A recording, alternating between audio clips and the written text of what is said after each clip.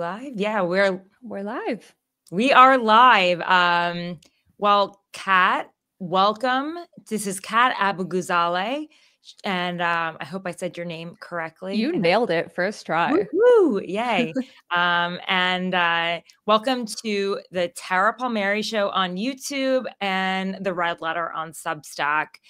Kat is running for Congress in Illinois' 9th district, and you've probably seen her on her social media accounts. She's blown up.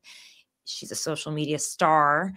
But most recently, you've had a lot of drama, you could say. I'm sure you're in a state of shock, but how are you feeling ever since you found out that you've been charged with 2 counts of conspiracy to impede or injure an ICE officer and assaulting or impeding an officer while engaged in official duties? And then the charges also mention property damage and obstruction. How are you feeling right now? What's going on through your head? Yeah, I can tell you that when I started this year, first off, I didn't even think I'd be running for Congress, but I definitely didn't think I'd be federally indicted. I've covered the right for a long time. You talked about my social media accounts. The reason those are big in the first place is because of my reporting covering the right. And so I'm not surprised at what we're seeing. It's exactly what I and my colleagues have warned Democratic leaders about for years. And part of the reason that we're here in the first place is those warnings not being heeded. But it is surreal to be the person on the indictment, especially because my name is really long. What do you think about those charges, though? They seem really serious. Conspiracy to impede or injure an ICE officer, assaulting or impeding that officer. Those are pretty big charges.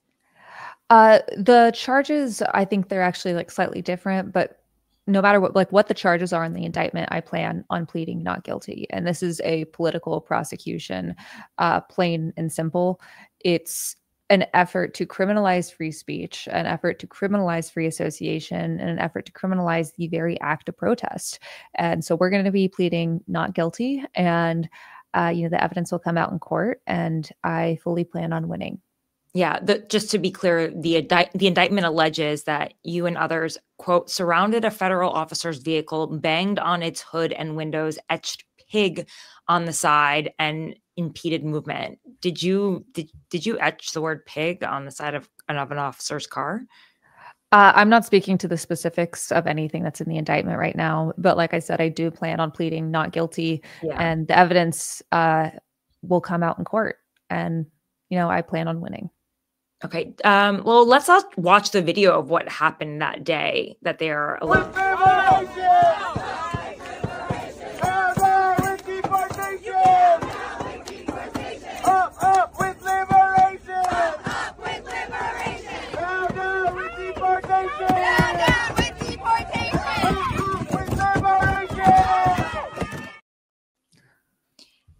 But when you see that, what do you think right now? Tara, once again, this is my first time being federally indicted. Like I said, I plan on pleading not guilty. The evidence will come out in court, and I plan on winning. Thank you so much for having me. Yeah. Just really quickly, I did want to ask you about just the fact that conspiracy to impede an officer is up to 6 years in prison, forcibly impeding and intimidating an officer is up to 8 years. Is that that could actually hinder your ability to serve in Congress? Are you concerned about that?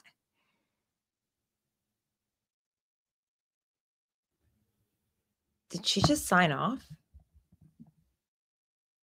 Did she just leave the chat?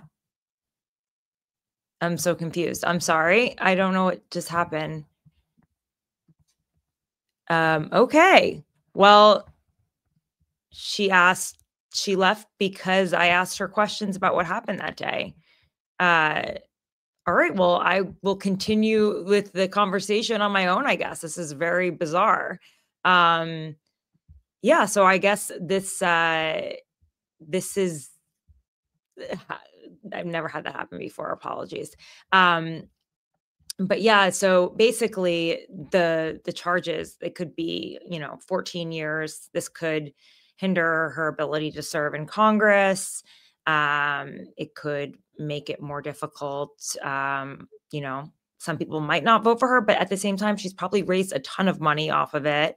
She was in second in the race. There's still a primary, a very crowded primary of 13 more people who are running to in this congressional district. And she was in second, 13%, and the person above her was in 18%. And so, you know, this could possibly help her, maybe hinder her, but I've got to think at this time, with so many people fed up with ICE and you know, what was going on in this country, that it may help. You know, she's already raised $1 million and she's in a safe blue seat. And unlike a lot of other members of Congress, or people who are hoping, you know, other members of Congress who are in the gerontocracy class, she was lucky because the incumbent, Jankowski, I believe her name is, she has decided to step down at 81 years old. So it's not like she is up against an incumbent. Sorry, her name is Jan Schakowsky. That is the incumbent. And she has decided to step aside for the next generation. Kat's biggest challenger would be the mayor.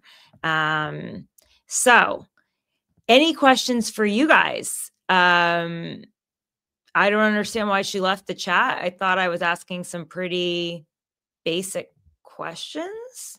And I don't know. It doesn't really bode well, personally, for if she wants to be a member of Congress. She can't really handle some questions. I think probably would have been better just to talk through it. But, you know, if she can't take a few questions about what happened for me, how is she going to handle representing, you know, an entire district? And so I think this is kind of a problem that we're seeing. It's like the Katie Porter thing where she wouldn't answer questions.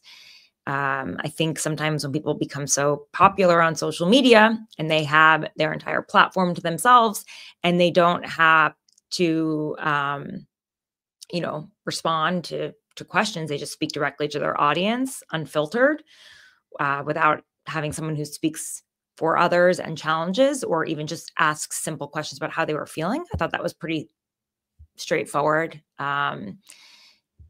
You know, they can shut down, and I just don't think that's a really good sign for leadership. But alas, she's got a lot of fans, and maybe in this time, you know, this is just the way it is in politics. People just don't have to.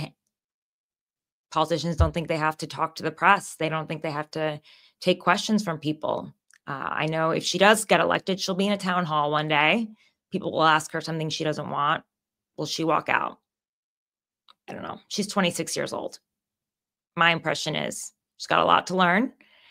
And hopefully she doesn't take lessons from people like Katie Porter, who basically tanked their campaign by acting like this. So that, someone just said it's the Trump playbook. Yeah, you could say that. It's changed the game, like in this social media age where fame is what is the calling card to being a member of Congress. Fame is what it takes to become a politician. You become famous on social media, which she's already become.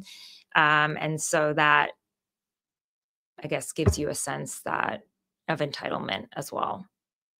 But it's too bad that it happened like that. Okay, well, thank you for everyone who tuned in for that very short live. Next time, hopefully our next guest will not jump after a few basic questions. Not a great sign for Kat and her future, but you know what? This is just the way it is. I'm also surprised too, because she says that she was a journalist. I mean, she was obviously a liberal, progressive commentator who created a show called I Watch Tucker Carlson So You Don't Have to.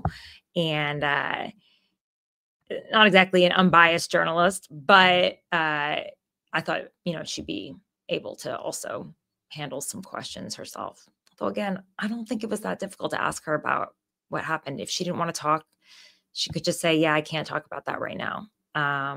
And move on. Like that's just how it goes. But we will not hear from her. Maybe you'll hear from her directly. Is that good enough for you? That's up to you. All right. Thanks to everybody who joined in. Share this with your friends because it was weird. And that is the beauty of a live. I can't make this up. This is just the way politics is right now. And yeah, if we were on set, I guess she would have just taken off her earpiece. All right. Thanks so much, guys, for tuning in.